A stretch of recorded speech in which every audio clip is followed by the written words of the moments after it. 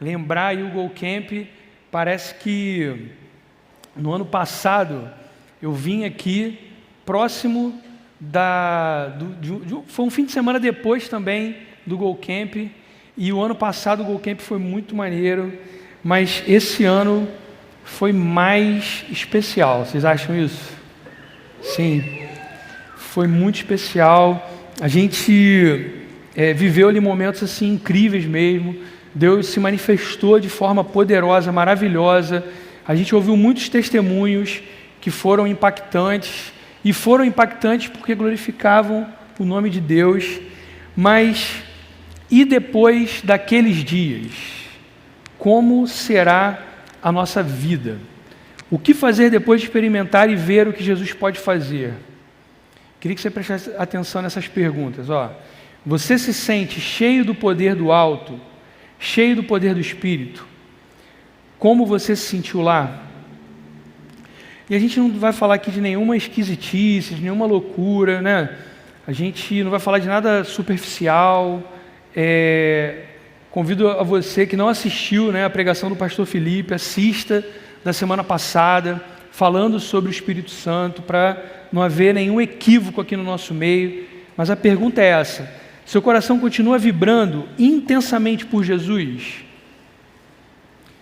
Eu estou falando da gente estar cheio para cumprir a vontade de Deus, para darmos frutos. E eu queria que você pensasse nessas perguntas. Você se sente capaz de enfrentar as dificuldades dessa vida, vencer o seu pecado, falar de Jesus para as pessoas? Ou você saiu de lá do Go Camp empolgado e agora tudo parece estar se esfriando e meio que voltando ao normal? Como continuar sendo usado por Deus e ser cada vez mais usado? Como continuar cheios do poder de Deus? Essas perguntas são importantes para a gente caminhar nessa noite. E aí eu queria convidar você a abrir em Mateus 17, a gente vai ler do 14 ao 23, e a gente vai falar sobre como viver depois daqueles dias, depois do que vivemos ali no retiro do Go Camp. Mateus 17, do 14 ao 23. Você achou aí? Amém? Então vamos lá. Quando chegaram onde estava a multidão, um homem aproximou-se de Jesus, ajoelhou-se diante dele e disse: Senhor, tem misericórdia do meu filho. Ele tem ataques e está sofrendo muito. Muitas vezes cai no fogo ou na água. Eu o trouxe aos teus discípulos, mas eles não puderam curá-lo. Respondeu Jesus: ó geração incrédula e perversa, até quando estarei com vocês? Até quando terei que suportá-los? Tragam-me o menino. Jesus repreendeu o demônio. Este saiu do menino, que daquele momento em diante ficou curado.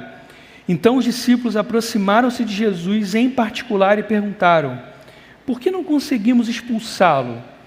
Ele respondeu: porque a fé que vocês têm é pequena. Eu asseguro que se vocês tiverem fé do tamanho de um grão de mostarda, poderão dizer a este monte: vá daqui para lá, e ele irá. Nada será impossível para vocês, mas esta espécie só sai pela oração e pelo jejum. Reunindo-se eles na Galiléia, Jesus lhes disse: o Filho do Homem será entregue nas mãos dos homens. Eles o matarão e no terceiro dia ele ressuscitará. E os discípulos ficaram cheios de tristeza. Amém? Amém. Vamos entender um pouquinho o contexto aqui, o que está acontecendo. Antes desse texto que a gente leu, no próprio Evangelho escrito por Mateus, a gente vai ver que Jesus já havia realizado curas, Jesus havia expulsado demônios, Jesus havia acalmado uma tempestade. Se a gente observar nos outros evangelhos, a gente vai ver, antes desse texto que a gente leu, que Jesus já havia até ressuscitado pessoas. E no próprio evangelho escrito por Mateus, a gente vai ver, um pouquinho antes desse texto, e esse detalhe vai ser muito importante, a gente vai ver que antes desse texto que a gente leu, Jesus já tinha enviado os 12 para uma missão, dando a eles poder e autoridade, e nessa missão, os discípulos viveram experiências extraordinárias, eles realizaram curas, eles pregaram as boas novas do reino, e revestidos de poder, eles expulsaram demônios. Os discípulos vivem essas experiências, os discípulos estavam revestidos de poder, mas pelo que a gente acabou de ler aqui nesse texto, depois de já ter vivido essas experiências, eles não conseguem expulsar esse demônio desse rapaz. O que está acontecendo aqui? Vale lembrar ainda que antes desse trecho, a gente vê Jesus multiplicando pães e peixes, Jesus anda sobre as águas e Jesus está ensinando com autoridade. Eu estou dizendo isso para a gente poder assim, entender que muita coisa aconteceu e coisas extraordinárias aconteceram e os discípulos viram e eles vivenciaram essas coisas extraordinárias e eles experimentaram do poder de Jesus nas vidas deles. E eu queria que você entendesse um pouco esse contexto, mas no texto que a gente acabou de ler agora, os discípulos não conseguem trazer alívio e libertação para aquele jovem e não conseguem sanar a angústia daquele pai.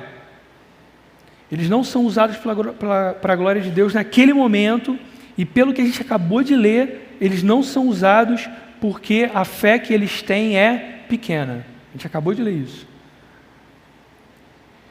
A gente está percebendo então que ter fé, orar e ter poder estão relacionados a saber quem Jesus é de fato. Porque foi essa sequência que a gente acabou de perceber no texto. E eu queria que você lembrasse ainda que antes do texto que a gente leu, Jesus perguntou para os seus discípulos: quem as multidões dizem que eu sou? E aí os discípulos responderam. Você conhece esse texto? Os discípulos falam: a multidão diz que você é João Batista, outros dizem que você é Elias, ou um dos profetas do passado. E aí depois Jesus pergunta para os próprios discípulos: e vocês, os meus discípulos, o que vocês dizem? Quem vocês acham que eu sou? A gente está numa sequência entendendo que todo esse contexto também tem a ver com quem Jesus é para os seus discípulos. Então, para além da multidão, Jesus vai perguntar para os que estavam mais próximos: e aí, para vocês, quem eu sou? Quem eu sou para vocês? Isso ainda antes do texto que a gente acabou de ler. São situações que estão sendo usadas detalhadamente por Jesus para cumprir o seu propósito. E aí, mais uma vez, importa saber se eles sabem quem é Jesus. Você sabe quem é Jesus? Até porque a gente entende que no imaginário daqueles discípulos, ao ver tudo isso que Jesus estava fazendo, eles ainda estavam acreditando que Jesus seria um Messias político. Eles estavam achando que Jesus ia reinar aqui, ia resolver tudo aqui, e assumir um lugar parecido com o do lugar de Davi, ou de algum grande rei, e reinaria ali, naquele lugar, daquela forma. E tudo que Jesus estava fazendo é resolver a vida deles, de forma bem material, ainda que Jesus demonstrasse muito poder. Eles estavam muito interessados em responder e atender às suas próprias necessidades, seus próprios anseios. E aí Jesus pergunta para eles: quem que vocês acham que eu sou? Ainda não estava muito claro para eles qual seria o propósito de Jesus, o propósito da vinda de Jesus.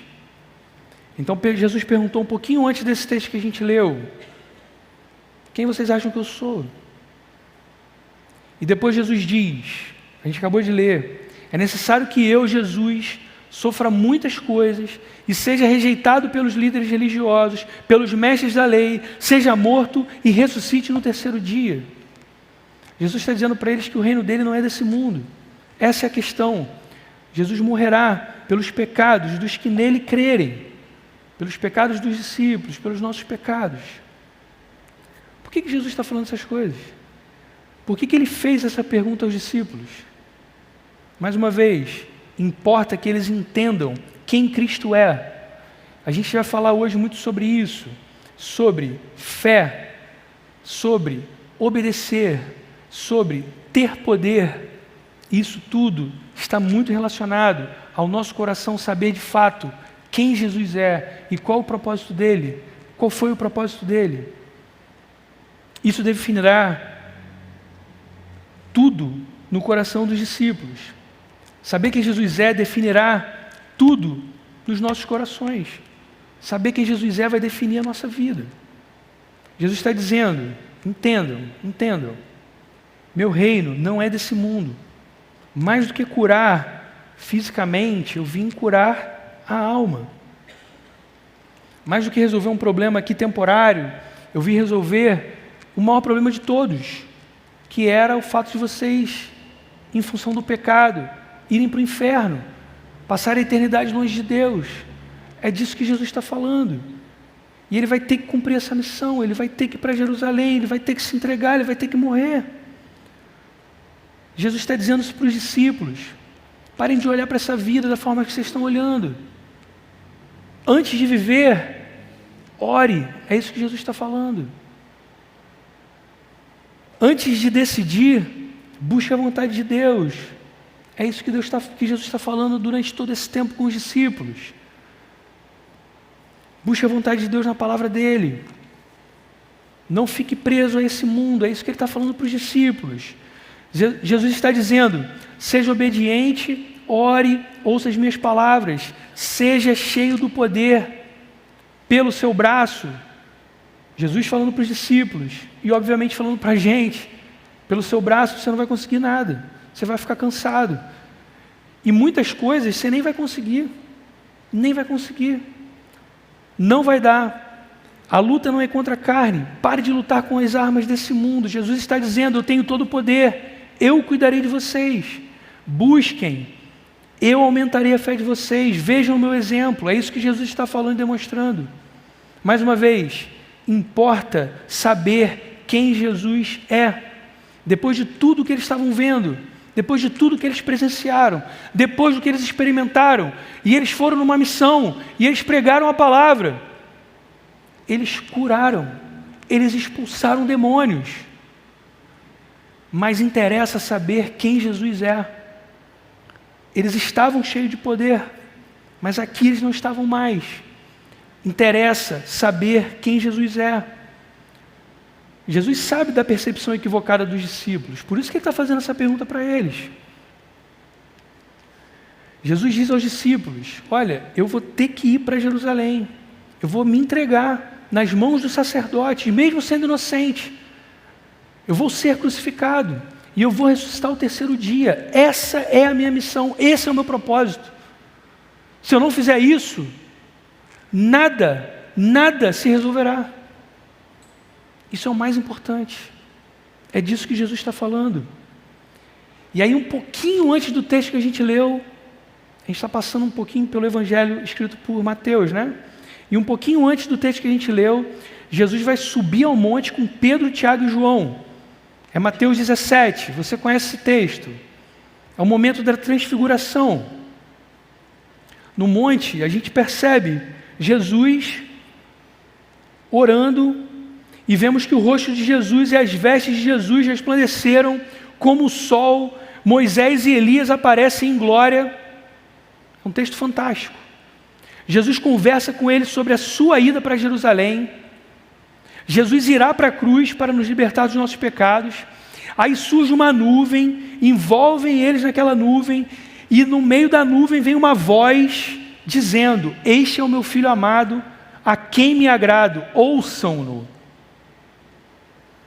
E o texto deixa claro que os discípulos, eles não estão entendendo o que está acontecendo. Eles não estão entendendo muito bem o que está acontecendo. Tanto é que você conhece esse texto, Pedro vai dizer para Jesus, né? Jesus, vamos fazer umas tendas aqui para Elias, para Moisés, para vocês. A própria Bíblia diz que Pedro não estava entendendo o que estava acontecendo. E os teólogos vão explicar esse contexto aqui da seguinte maneira: Pedro estava comparando Elias e Moisés a Jesus. Pedro estava dizendo para Jesus: Jesus, temos tudo que precisamos agora. A gente tem tudo que a gente precisa. A gente tem Moisés, que é a lei. A gente tem Elias, que representa os profetas. E a gente tem você, o nosso Messias político. Então, está tudo resolvido. Vamos fazer essas tendas e vamos ficar por aqui mesmo. E vamos começar agora o nosso plano para dominar e reinar aqui, como foi prometido na Bíblia até agora. Ele não entendia qual era o plano de Deus, qual era o plano da salvação, e que o reino de Jesus não é desse mundo. E aí quando está essa confusão, e Pedro está falando dessa maneira, vem essa voz, no meio da nuvem, e a voz diz o quê? Esse é o meu filho amado, de quem me agrado, ouçam-no, ouçam-no. A voz de Deus, Pai, coloca toda a situação em ordem, organiza tudo e diz ali, olha, esse é o meu filho, esse é o escolhido, ouçam-no. Ele é o Messias, ele é incomparavelmente maior do que Elias, ele é incomparavelmente maior do que Moisés, ele é incomparavelmente maior do que a lei, ele é a profecia se cumprindo. É ele, Jesus, tudo. Mais uma vez, importa saber quem Jesus é. A compreensão de quem Jesus é passa pela consciência do que ele fará. Por isso que Jesus está falando.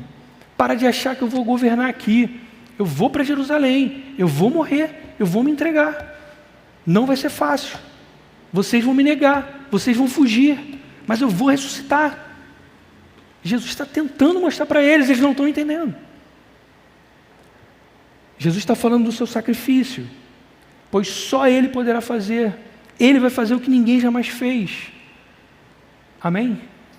Amém. Para a glória de Deus. Mais uma vez, Jesus pagou o preço mais alto, o preço de cruz, por mim e por você, pelo meu e o seu pecado.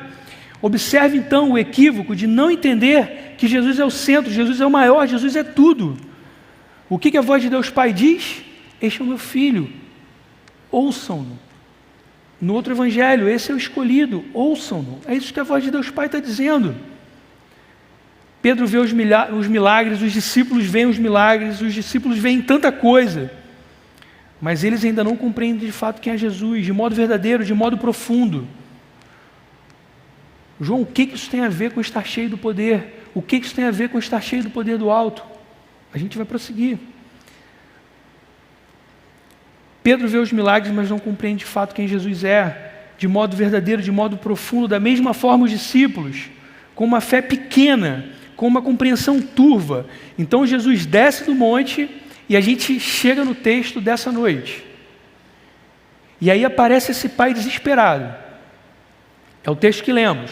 O pai se ajoelha diante de Jesus e diz: Senhor, tem misericórdia do meu filho, ele tem ataques e está sofrendo muito, muitas vezes cai no fogo ou na água. Eu o trouxe aos teus discípulos, mas eles não puderam curá-lo. Os discípulos não puderam curar esse rapaz, esses mesmos discípulos que já haviam expulsado demônios. Os mesmos discípulos que haviam realizado maravilhas. Agora eles estão sem poder. Agora eles estão sem poder. E aí vem a única lição dessa noite. A única lição dessa noite. O poder não permanece em quem não permanece buscando a Deus. O poder não permanece em quem não permanece buscando a Deus. O que a gente está lendo nesse texto aqui é assustador. Não sei se você está percebendo. Você não precisa necessariamente negar a Cristo para não estar cheio do poder do alto. Eles eram os discípulos, eles caminhavam próximos a Jesus, mas eles não tinham poder. Talvez eles achassem que tivessem poder. Aquele homem acreditava que eles tinham poder, porque trouxe primeiro para eles. E muito provavelmente eles oraram para expulsar aquele demônio. Mas nada aconteceu. Lembre-se, essa busca passa por saber quem é Jesus de fato, conhecer a vontade de Deus, ter uma relação de verdade com Jesus, ouvir as suas palavras. A gente sabe que a gente só vai achar se a gente buscar de todo o coração. E não é necessariamente você negar Jesus. existe uma diferença enorme entre saber e praticar, entre a teoria e a prática. Você sabe dessa teoria, mas a gente não coloca isso em prática. A gente sabe que a fonte de tudo é Jesus. E pelo que Jesus está falando, eles não estavam buscando essa fonte. Porque Jesus diz para eles que essa casta de demônios só pode ser expulsa por jejum e oração. Em outras palavras, eles não estavam o quê? Nem orando, nem jejuando. Diferentemente do que Jesus estava fazendo. Porque Jesus acabou de descer do monte, ele estava lá orando, buscando a vontade de Deus. Jesus estava cheio de poder. O poder não permanece em quem não permanece buscando a Deus, buscando ser como Jesus. A gente precisa constantemente buscar a vontade de Deus. E sem poder, o que aconteceu com os discípulos? Eles foram derrotados. Sem poder, o que aconteceu com os discípulos? Eles não foram usados para a glória de Deus. O inferno continuou subjugando aquele rapaz. O inferno continuou destruindo a vida daquele rapaz e daquele pai. Porque eles tinham uma fé que era o quê? Pequena. É isso que Jesus está falando. No 19, então os discípulos aproximaram-se de Jesus em particular e perguntaram: por que não conseguimos expulsá-lo? Ele respondeu: porque a fé de vocês, que vocês têm, é pequena. E no 21, mas esta espécie só sai pela oração e pelo jejum. Orar e jejuar tem a ver com fé, com a fé deles. Entendemos que eles não estavam orando, não estavam buscando, consequentemente estavam sem poder, e é impossível caminhar com Jesus. É possível que a gente caminhe com Jesus, não negue Jesus necessariamente, mas a gente esteja sem poder. Isso é assustador. A gente não se afastou necessariamente, mas a gente está vivendo uma vida medíocre, muito aquém do que poderia viver, e a gente está sem poder. Por não estarmos em constante oração, por não ouvirmos a voz de Jesus, por não seguir o exemplo de Jesus. Mais uma vez, Jesus acabou de descer do monte, ele estava ali orando, buscando a vontade do Pai. Ele estava se preparando para cumprir a vontade do Pai, por mais difícil que ela fosse. Ele dali iria para Jerusalém, ele iria se entregar. E a gente sabe que ia doer muito, doeu muito. Jesus sofreu muito, e ele estava ali buscando a presença de Deus para cumprir a vontade do Pai. Jesus é exemplo de obediência, de oração e de poder. E aqui vem a única aplicação dessa noite. Precisamos buscar o poder do alto. Precisamos buscar o poder do alto. Mas lembre-se, essa busca passa por saber quem é Jesus de fato e conhecer a vontade de Jesus. Precisamos conhecer a palavra de Jesus, precisamos conhecer a vontade de Deus Pai, para não buscarmos o poder do alto para fins equivocados.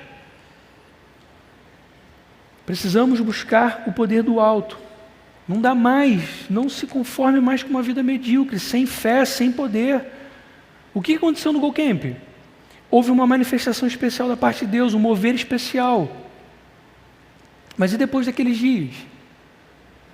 A gente deixou de buscar, a gente colocou outras coisas no lugar, e a gente está se sentindo sem poder, a gente está se sentindo derrotado. Apesar do que aconteceu no passado, depois daqueles dias, como será o restante de nossas vidas? A gente vai ser sempre uma sombra do passado, ainda que esse passado esteja próximo ou distante, mas sempre uma lembrança daquele momento que é para ser agora. É para ser agora. Os discípulos experimentaram o poder do alto numa missão, na transfiguração e em outras situações, mas pararam de buscar. É isso que está acontecendo nesse capítulo aqui.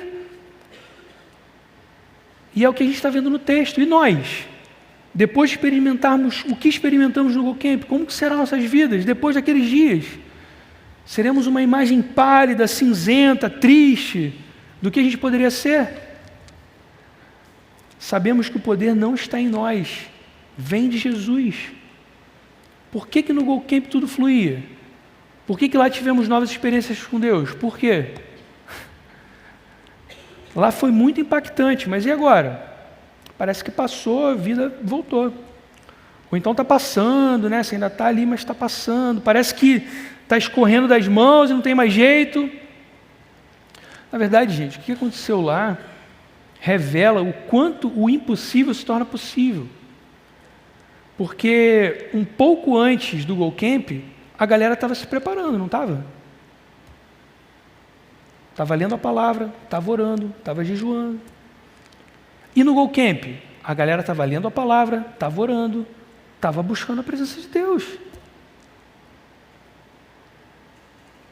Obediência, oração, e aí ficaremos cheios do poder do alto. Lá a gente se entregou, lá a gente se arrependeu dos nossos pecados, lá a gente louvou de todo o coração. Mas aí chegou aqui e a gente não fez mais, da maneira que a gente fez lá. A gente precisa continuar a busca. Essa é a vontade de Deus. E como conhecer a vontade de Deus, galera? Buscando a sua palavra. A gente precisa se dedicar mais à leitura da nossa Bíblia. Pô, João, mas lá era muito mais fácil. Sim, a gente separou o feriadão, ficou lá. Mas a gente tem que fazer isso aqui. Fazer acontecer. Buscar poder do alto para fazer isso acontecer. Faça essa oração. Espírito Santo, vem na minha vida. Me enche da vontade de ler a minha Bíblia. Me ajuda a entender esse tempo que eu estou administrando mal. E que eu estou me dedicando a uma opção de coisa que não me leva a nada. E eu estou ficando vazio e fraco e desanimado. E sem o poder do alto. Por não estarmos em constante oração, por não estarmos buscando Jesus em sua palavra, a gente não está ouvindo Jesus. É possível que a gente caminhe com Jesus, não negue Jesus necessariamente, mas a gente pode estar frio na nossa fé, ou esfriando. Por que no Go Camp tudo fluía? Deixamos de buscar? Deixamos de nos dedicar? A verdade é que a gente dedica muito tempo a uma opção de coisa que não tem nada a ver, cara. A verdade é essa. E a gente tem tempo. Eu tenho uma vida corrida, vou depois te contar como é que minha vida é corrida. Mas quando eu paro para orar, Deus me mostra. Pô, cara, esse tempo aqui desperdiçou, isso aqui não deu em nada, cara. Podia ter lido a Bíblia, podia ter orado. A gente precisa buscar mais isso de Deus. A verdade é que a gente vê série demais, a gente está muito na rede social, a gente perde muito tempo com outras coisas, e a gente está sem poder. Essa é a verdade. Percebemos que tantas vezes os discípulos foram repreendidos pela dureza de coração e pela incredulidade.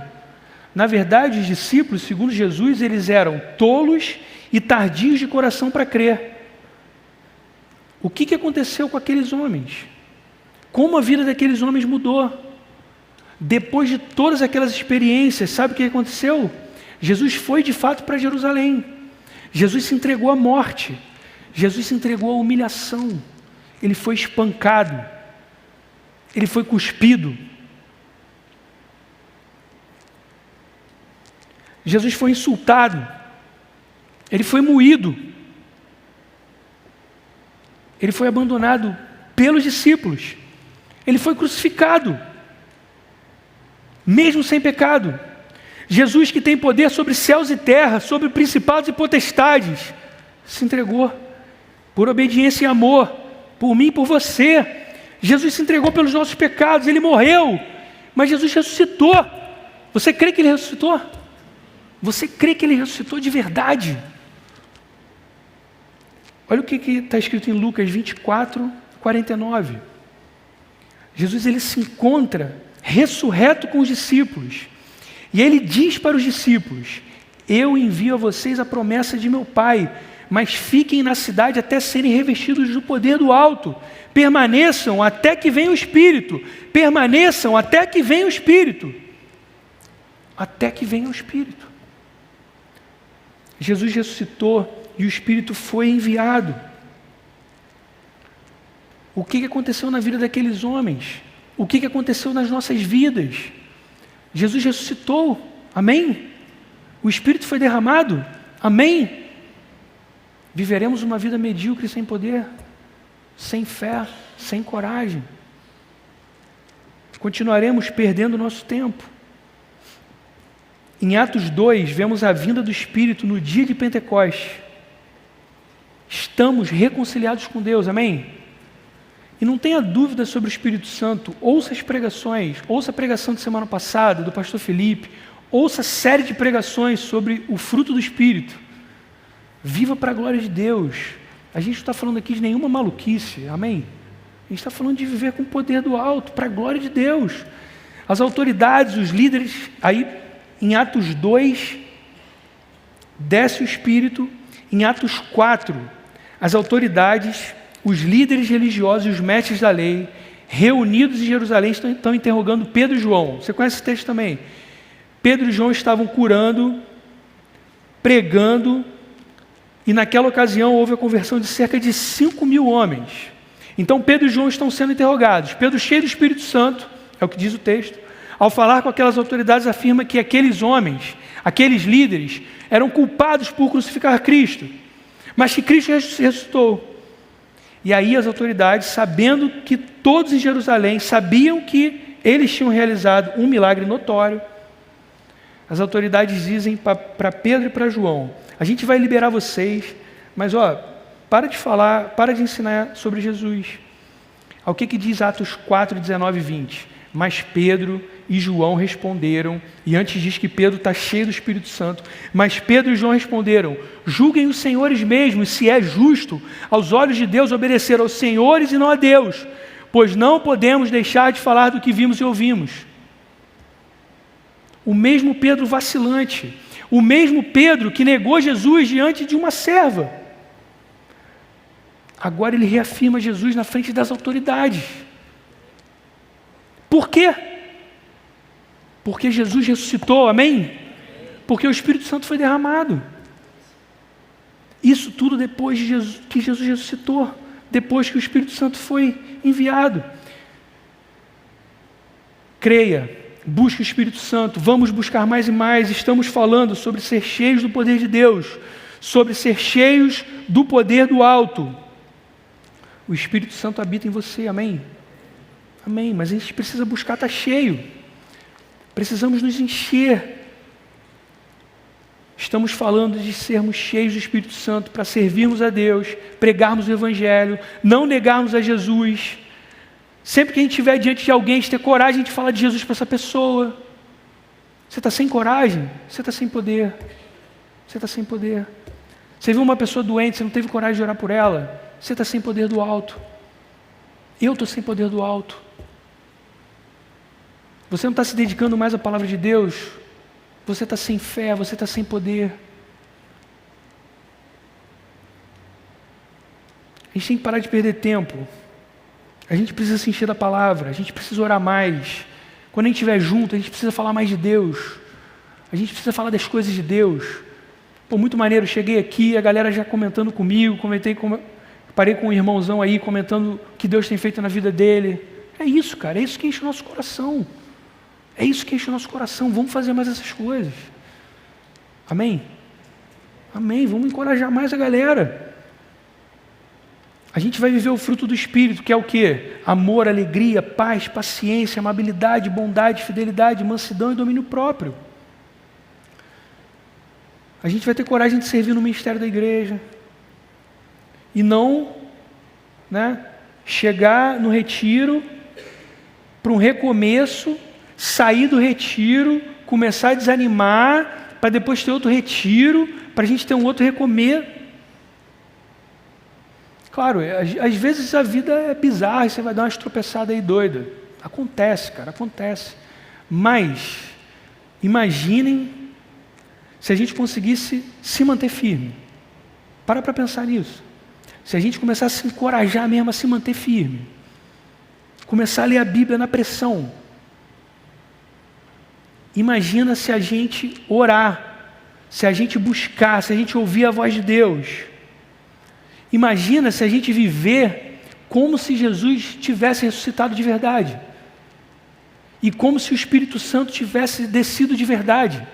E como se o Espírito Santo habitasse no seu coração de verdade. Imagina se a gente começasse a viver dessa maneira. Como que a gente ia chegar no próximo Go Camp? Como que a gente ia chegar no próximo Go Camp? E se a gente começasse a viver assim todos os dias? Como que seria a próxima reunião do Gol? Como que seria a próxima célula? Como seria a sua próxima semana?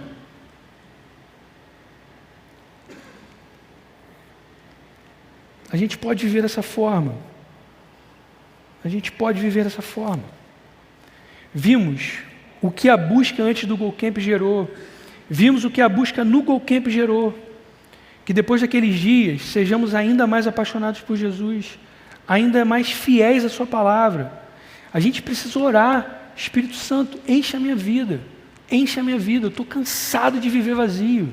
Faz essa oração no teu coração com sinceridade. Experimenta o poder do alto na sua vida.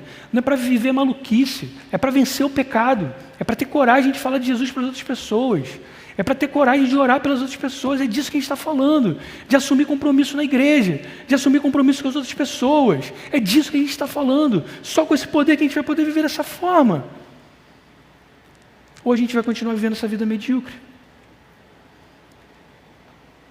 Que depois daqueles dias, sejamos ainda mais apaixonados por Jesus, ainda mais fiéis à sua palavra. Devemos pedir para sermos cheios do Espírito Santo, até que sejamos cheios. O que você acha que significa buscar de todo o coração? É buscar até você achar. É até você achar. Se você não achou e você parou de buscar, você não estava buscando de todo o coração. Isso é meio chocante assim, mas é verdade. Se você parou de buscar antes de receber, é porque você não estava buscando de todo o coração. Porque de todo o coração você não vai parar. Você não vai parar. Que seja de todo o coração e que a gente busque até sermos cheios da glória de Deus. Amém? Para a glória de Deus. Amém? Vamos orar. Senhor, enche as nossas vidas com o Teu Espírito, Senhor. Enche as nossas vidas com o poder que vem do alto, Senhor. A gente não quer mais viver essa vida medíocre. Essa é a nossa oração essa noite, Senhor. Com toda reverência, com todo temor, a gente quer viver uma vida que glorifique o Teu nome, Senhor. E a gente sabe que isso só é possível pela Tua palavra, isso só é possível em oração, isso só é possível se estivermos cheios do Teu Espírito Santo. Enche-nos, Espírito Santo. Enche a nossa vida, Espírito Santo. Leva-nos para uma vida que glorifique o Teu nome, Senhor, em tudo. Que a gente tenha fé, que a gente Te obedeça, que a gente ore, que a gente seja cheio do Teu poder, Senhor. A gente ora em nome de Jesus. Amém.